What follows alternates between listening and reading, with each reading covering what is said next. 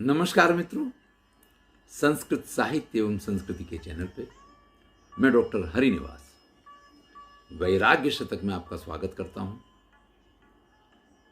ब्रह्मांड मंडली मात्रम किम लोभाय मनस्विनः सफरी स्फुरतेनाब्धे क्षुब्धता जातु जायते।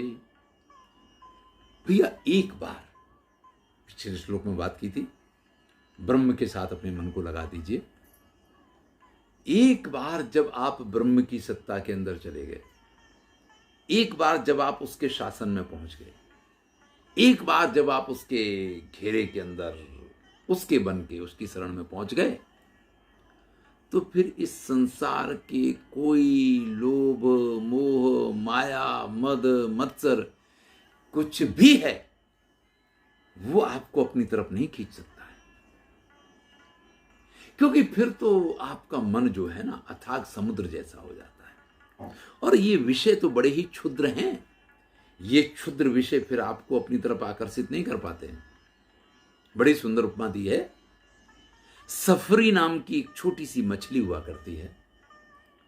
वो समुद्र में कितने भी दम पछाड़े कर ले, वो कितना भी इधर से उधर अपने जो पंख जैसे होते हैं उनको फड़फड़ा के जल में हिलोर उत्पन्न करने की कोशिश करे, लेकिन वो समुद्र में क्षुब्धता जातु जायते कभी भी क्षुब्धता उत्पन्न नहीं कर सकती है।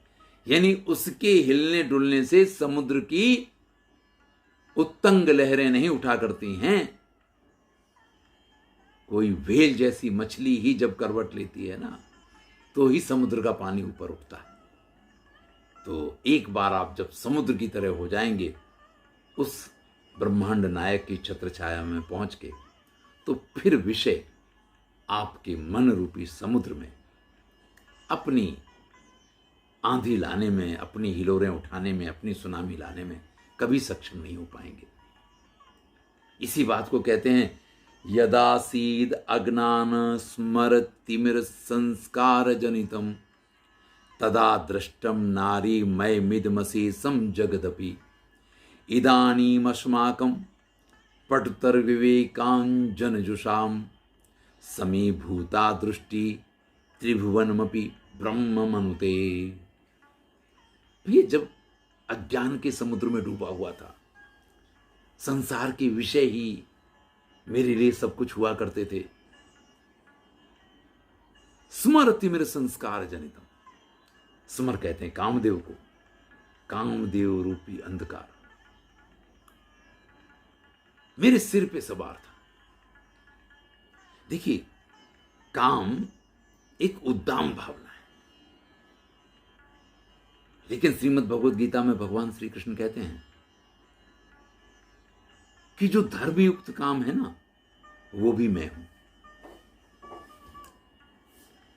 व्यक्ति के मन में काम की भावना का होना पाप नहीं है, लेकिन वो काम उसके सिर पे चढ़ जाए, हमेशा वो उसी में डूबा रहे, ये बड़ा खतरनाक होता है। यहां इसी प्रकार की वृत्ति की बात की है कि जब मैं अज्ञानी था, जब मैं कामांध बना हुआ था, तदा उस समय दृष्टम नारी मय मिदम अशेषम जगदपि, तो ये संपूर्ण संसार मुझे नारी में दिखाई देता था। जहां मेरी दृष्टि जाए वहां बस एक ही चीज मुझे दिखाई देती थी, नारी नारी और नारी। यानी अपने संभोग का साधन ही मुझे दिखाई दिया करता था। लेकिन इस समय जब मुझे ज्ञान हो गया है,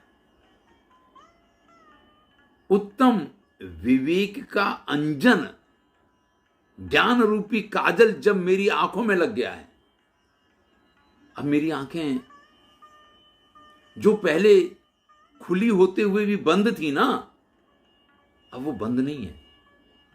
अब तो ज्ञान रूपी काजल लग जाने के कारण ये त्रिभुवन में मुझे ब्रह्म की सत्ता दिखाई देती है। कालिदास ने बड़ा सुंदर लिखा है, कामी स्वताम पश्यति, जो कामी व्यक्ति होता है वो सर्वत्र जहां दृष्टि फैलाता है उसको यही दिखाई देता है। कोई उसके पीछे किसी को देख रहा हो तो भी उसको लगेगा कि अरे ये तो मुझे को देख रही है, ये तो मुझे को देख रहा है।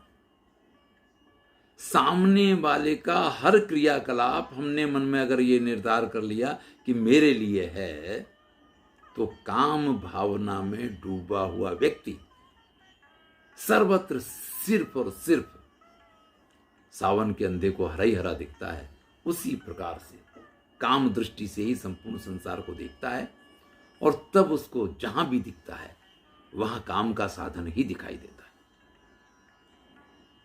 लेकिन जिन आंखों से सर्वत्र उसको अपने काम का साधन दिखाई देता था, आज उन्हीं आंखों में जब ज्ञान रूपी काजल लग गया है, तो जो वास्तविकता है कि वो परब्रह्म परमात्मा तो कण कण में विद्यमान है, आपके संभोग के साधन सर्वत्र विद्यमान नहीं है, तो फिर आप ये समझ लीजिए समीभूता दृष्टि, दृष्टि समानता का व्यवहार करने वाली हो गई है। त्रिभुवन मपि ब्रह्म मनुते, और इस त्रिभुवन की प्रत्येक वस्तु, प्रत्येक सत्ता में उसी ब्रह्म के दर्शन होते हैं और यही जीवन का साफल्य है। इसी में परम आनंद है।